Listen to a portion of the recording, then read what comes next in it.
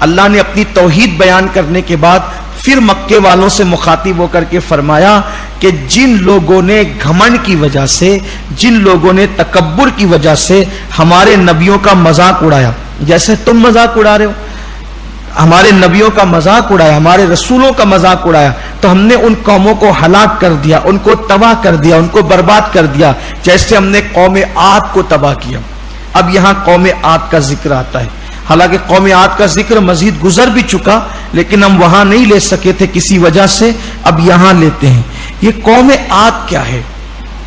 حالانکہ چونکہ یہ قوم عاد جو ہے یہ قریب تھی، ہلاک ہوئی نہیں جو قوم، قریب تھی یہ، اور یہ جب مکے والے تجارت کے لیے جاتے تھے، کاروبار کے لیے، تو ان کے علاقوں سے یہ گزرتے تھے، تو اللہ نے بتایا کہ جس نے بھی نبی اور رسولوں کا مذاق اڑایا ہم نے ان کو ہلاک کر دیا، اگر تم بھی ایسا کرو گے تو تمہیں بھی ہلاک کریں گے۔ پھر ان کو عذاب کے بارے میں وعید بھی سنائی۔ قوم عاد کے متعلق لکھا جاتا ہے یہ احقاف کے مقام پر یہ قوم رہتی تھی، جو عمان جانتے ہیں نا، ابھی بھی موجود ہے عمان، جس کو ہمارے مالیگاؤں والے عمان کہتے ہیں۔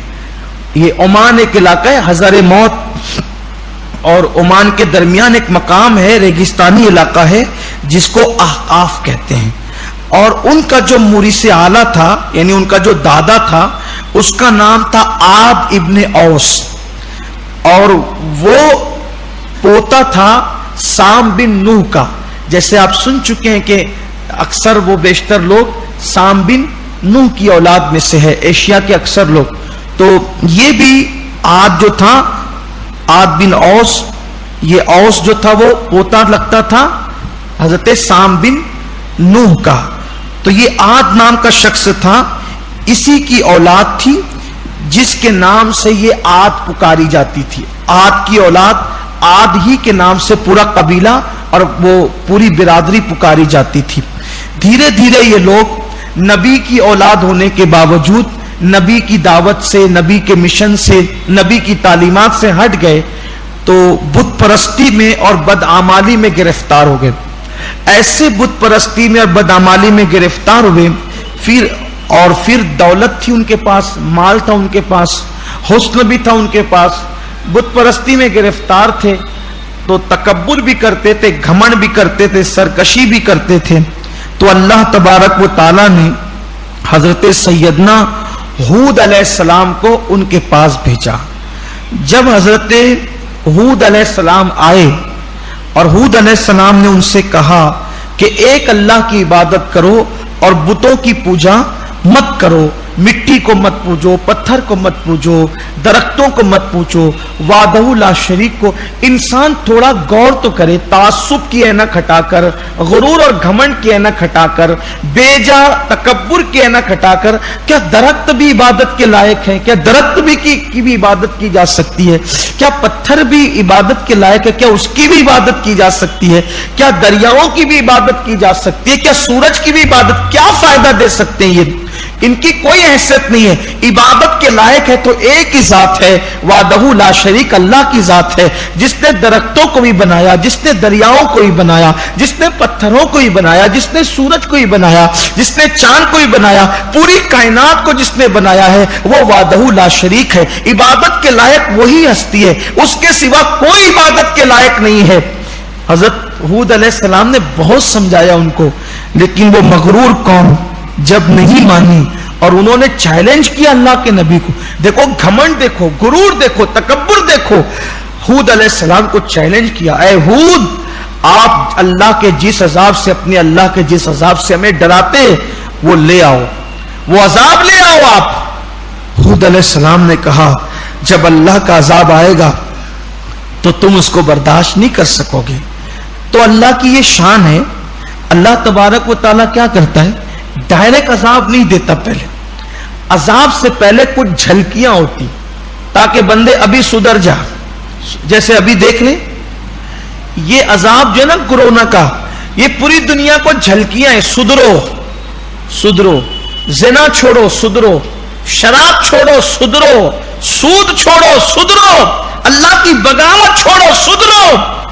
لیکن اب بھی لوگ توجہ، ہر آدمی اپنی دھن میں مستی ہے، یوٹیوب پہ آ کر کے بولتے ہیں اللہ کا عذاب ہے، بڑی تکلیف، بڑی سدھرتا کون ہے؟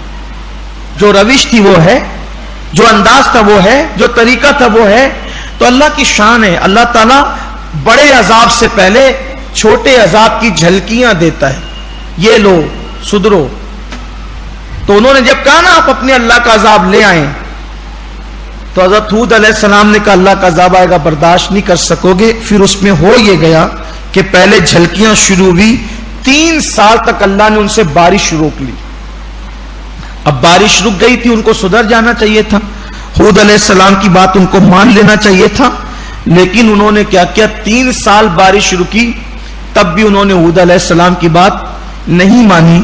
اور پھر انہوں نے یہ کیا، انہوں نے کہا ایک کام کرتے ہیں، ہم لوگ مکہ چلتے اور مکہ چل کے ہم خود دعا کرتے ہیں، یعنی بتوں کی عبادت بھی کریں گے اور اللہ سے دعا بھی کریں. اللہ کے یہ نہیں چلتا ہے نا کہ اللہ کو بھی مانو اور اللہ کے سوا اور دوسرے بتوں کو بھی خدا مانو، نہیں، یہ نہیں چلے گا. خدا تو کسی کو نہیں مان سکتے. اسی لیے جب ہم کلمہ پڑھتے ہیں تو کیا پڑھتے ہیں؟ اشہد ان لا الہ الا اللہ وحدہ لا شریک لہ واشہد ان محمدً عبدہ. ہم اپنے نبی کو سب کچھ مانتے ہیں، لیکن پھر کیا کہتے ہیں؟ عبدہ. محمد تو اللہ کے بندے خاص ہیں، بندے ہیں لیکن عبدہ اس کے خاص بندے. محمدً عبدہ ورسولہ، وہ خاص بندے اور اللہ کے رسول ہیں. تو ہم اپنے نبی کو خدا نہیں مانتے. جیسے یہودیوں نے عزیر علیہ السلام کو خدا کا بیٹا کہا، جیسے عیسائیوں نے حضرت عیسیٰ علیہ السلام کو خدا کا بیٹا کہا. ہم اپنے نبی کو سب کچھ مانتے ہیں، لیکن نہ کبھی خدا کہتے ہیں اور نہ کبھی خدا کا بیٹا کہتے ہیں. ہمارا مذہب اس کی اجازت نہیں دیتا. ہم ان کو بے مثال مانتے ہیں، خیر البشر مانتے ہیں، سید البشر مانتے ہیں، نور مانتے ہیں اللہ کا، لیکن ہم ان کو خدا نہیں مانتے. ہاں خدا بھی نہیں مانتے، مگر خدا سے جدا بھی نہیں مانتے. یہ ہمارا عقیدہ ہے. سرور کہوں کہ مالک و مولا کہوں تجھے، باغ خلیل کا گل زیبا کہوں تجھے، ہرما نصیب ہوں تجھے امید گہ کہوں، جانے مراد کانے تمنا کہوں تجھے. اللہ رے تیرے جسم منور کی تابشیں، اے جانے جام جانے تجلا کہوں تجھے. اور تیرے تو وصف عیب تناہی سے ہے بری، حیرہ ہوں میرے شاہ میں کیا کیا کہوں تجھے. اور کہہ لے گی سب کچھ ان کے ثنا خاں کی خاموشی، چپ ہو رہا یہ کہہ کے میں کیا کیا کہوں تجھے. لیکن رضا نے ختم سخن اس پہ کر دیا، خالق کا بندہ. دیکھو کیا کیا میں بھی اینڈ کہاں ہو رہا ہے؟ خالق کا بندہ، خلق کا آقا کہوں تجھے. سب کچھ ہے لیکن بندے خالق ہے، اللہ کے بندے ہیں. تو ان لوگوں نے کہا کہ ہم جا کے ہود کو نہیں مانیں، ہود علیہ السلام کی بات ہم جا کے خود ہی دعا کریں گے اللہ سے کہ ہم ان بتوں کو بھی مانیں گے، بت پرستی بھی کریں گے اور اللہ سے دعا بھی کریں گے. وہ گئے وہاں. جب مکۃ المکرمہ کچھ لوگ مل کر کے گئے تو انہوں نے وہاں پر ہاتھ پھیلا دیا اللہ کی بارگاہ میں. مرصد بن سعد نامی ایک شخص تھا جو اسی قوم عاد کے ساتھ ہی رہتا تھا، لیکن وہ ہود علیہ السلام پہ ایمان لا چکا تھا. اس نے اپنا ایمان چھپا کر کے رکھا تھا. جب وہ لوگ گئے اور دعا مانگنی شروع کی تو اب دعا کا کیا اثر ہو سکتا تھا؟ اللہ تو ان سے ناراض. ہود علیہ السلام تو اپنی بات کرنے نہیں آئے تھے، وہ تو اللہ کی بات کرنے آئے تھے، اللہ کے حکم سے آئے تھے. تو انہوں نے جب دعا شروع کی تو مرصد بن سعد نے کہا، جو اپنا ایمان ابھی تک چھپائے ہوئے تھے، اب ان کا جذبہ جاگ اٹھا. انہوں نے کہا اے میری قوم، تم کتنا بھی تڑپ کر دعا کرو، کتنا بھی کچھ بھی کر لو، جب تک تم ہود علیہ السلام کی بات نہیں مانو گے اس وقت تک تمہاری دعا قبول نہیں ہوگی. ان ظالموں نے اس سے کہ اس شخص کی بات مان کر سدھر جاتے، اس کو ہی وہیں مار پیٹ شروع کر دی اور اس کو بھی دور کر دیا، تو چلا جا ہمارے پاس سے. پھر اللہ تبارک و تعالیٰ نے، اب چونکہ ان کا ظلم حد سے بڑھ گیا تھا، تو قوم عاد نے جب دعا کی تو اللہ نے ان پر 3 بادل بھیجے. 3 بادل، ایک سفید رنگ کا بادل تھا، ایک لال رنگ کا بادل تھا اور ایک سیاہ اور کالے رنگ کا بادل تھا. اللہ نے 3 بادل بھیجے اور غیب سے آواز آئی, اے قوم عاد, ان 3 بادلوں میں سے اپنی قوم کے لیے کوئی ایک بادل تم چن لو. تو انہوں نے تینوں بادل دیکھے, سفید, سرخ اور سیاہ. تو انہوں نے کہا کہ ہمارا تجربہ ہے جب بادل کالے اور سیاہ آتے ہیں تو پھر بہت زور کی سراٹے دار بارش ہوتی ہے. تو انہوں نے کہا ہم سیاہ بادل کو چنتے ہیں. اب دیکھو ان کی شرارت اور بڑی. انہوں نے کہا دیکھا ہم نے آپ کو نہیں مانا تو بھی ہماری دعا اللہ نے سن لی. جب وہ بادل چلا, بادل کے نیچے نیچے یہ چلے, حضرت ہود علیہ السلام نے دیکھا تو دیکھ کر فرمایا, اے میری قوم, یہ تم پر بادل نہیں آ رہا ہے بلکہ یہ اللہ کا عذاب آ رہا ہے. اب بھی تم سدھر جاؤ, لا الہ الا اللہ پڑھ لو, اللہ کا کلمہ پڑھ لو, اللہ کی توحید کو مان لو, ان بتوں سے دور ہو جاؤ, بدعمالیوں سے دور ہو جاؤ. تو انہوں نے کہا اے ہود ہم تیری بات نہیں مانیں گے, دیکھ یہ ایسا برسے گا کہ جل تھل ہو جائے گا. حضرت ہود نے کہا نہیں, تم دیکھ لینا تمہارا انجام کیا ہوگا. اور پھر اس بادل سے ہوا چلنا شروع ہوئی. اللہ قرآن میں فرماتا ہے ایسی ہوا چلائی جس کو قرآن سر سر کہتا ہے. باد سرسر چلی, باد سرسر چلی, اور وہ ہوا تیز ہوتی گئی, وہ آندھی تیز ہوتی گئی. پچھم کی طرف سے وہ بادل آیا اور تیز سے تیز تر ہوتی گئی. اللہ نے ہود کو حکم دیا تم بھی بستی سے نکل جاؤ اور تمہارے ایمان والے لوگ بھی بستی سے نکل جائیں. ہود اپنے ایمان والے ساتھیوں کو لے کر بستی سے باہر ہو گئے. جب ہوا چلنی شروع ہوئی تو ہوا ایسی زناٹے دار اور زوردار تھی کہ جس کے کان تک ہوا جاتی اس کے کان کے پردوں کو پھاڑ دیا کرتی تھی. اونٹوں کو سامان سمیت اڑا کر کے کہاں سے کہاں پھینک دیتی تھی. جب انہوں نے ایسی زوردار ہوا چلتے دیکھی تو وہ اپنے گھروں میں چلے گئے اور گھروں میں جا کر انہوں نے اپنے دروازوں کو بند کر لیا. قرآن پاک کے تفاسیر میں آیا ہے درخت تو اکھڑ اکھڑ کر کے پھینکے جا رہے تھے, اونٹ جو ہے وہ اڑے جا رہے تھے, سامان سے لدے ہوئے اونٹ اڑے جا رہے تھے. انہوں نے بھاگ کر کے جلدی سے اپنے دروازے بند کیے. پھر اللہ نے ہوا چلائی, دروازے بھی اڑے اور گھروں کے اندر ہوا گھسی تو ان کو بھی لے کر کے اڑی. مسلسل 7 رات اور 8 دن تک کے یہ عذاب قوم عاد پر آتا رہا. اور ہوائی بس ہوا تیز آندھی چلتی رہی, وہ اڑتے رہے. اور جب یہ مسلسل 7 رات اور 8 دن تک کے یہ ہوا چلی تو ہر بندہ جو وہاں موجود تھا وہ سب کے سب مر گیا. اور ان کی لاشیں ایسے بکھری پڑی تھی جیسے کہ کھجور کے درخت جو بالکل بوسیدہ ہو جاتے اور کمزور ہو جاتے ہیں تو ہواؤں سے اڑ کر کے کیسے وہ زمین پر پٹک دیے جاتے ہیں. اللہ فرماتا ہے اس طریقے سے وہ ایسے پڑے رہے.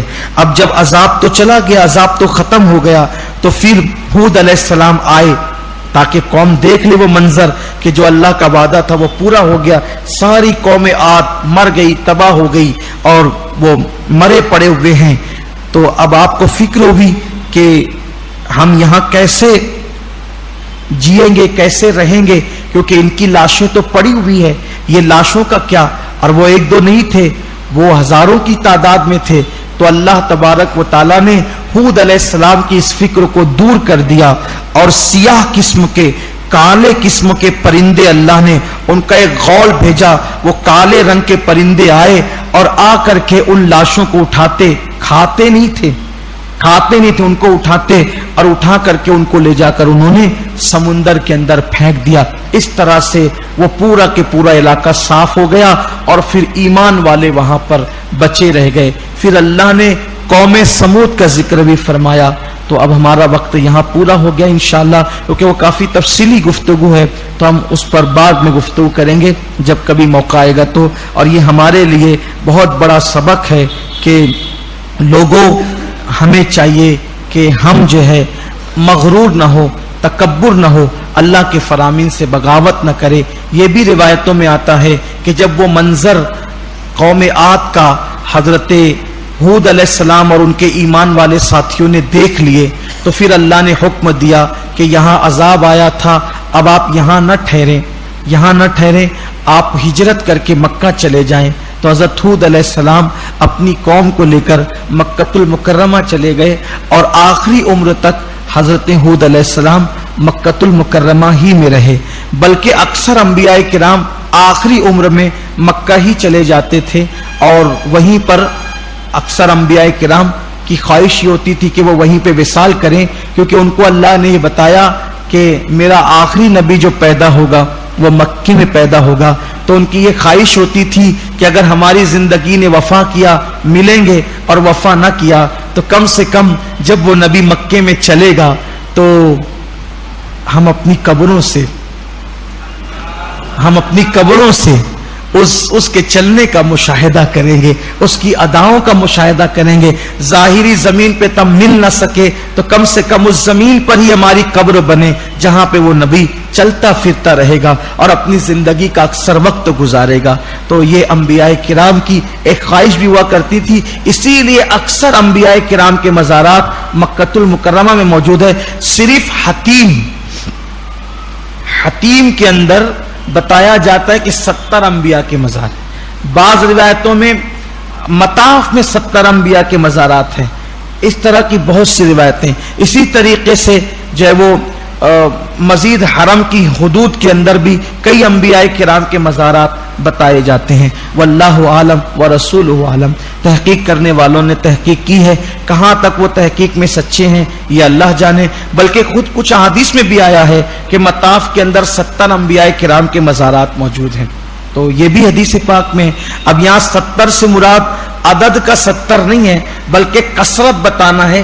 ایک عرب کا محاورہ تھا نا کہ میں جیسے ہمارے یہاں محاورہ ہے، یار میں نے تجھے 15 بار فون کیا تو میرا فون ہی نہیں اٹھاتا، میں نے 50 بار تجھے سمجھایا یار تو میری بات ہی نہیں مانتا، تو اس سے ان 50 کے بعد کا 50 تھوڑی ہے، 14 کے بعد کا 15 تھوڑی ہے، یہ بتانا کہ میں نے کثرت سے تجھے فون کیا تو نے میرا فون نہیں اٹھایا، یہ بتانا۔ تو 70 انبیاء کے مزارات ہے، تو اس سے مراد یہ بھی ہو سکتا کہ ان 70 کے بعد کا 70 نہیں، بلکہ یہاں کثرت بتانا مقصود ہے کہ بہت انبیاء، بہت زیادہ انبیاء کے مزارات جو ہے وہ مطاف کے اندر موجود ہے۔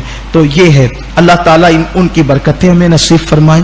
گفتگو کے درمیان اگر کوئی غلطی ہو تو اللہ تعالیٰ معاف فرمائیں۔ الفاتحہ۔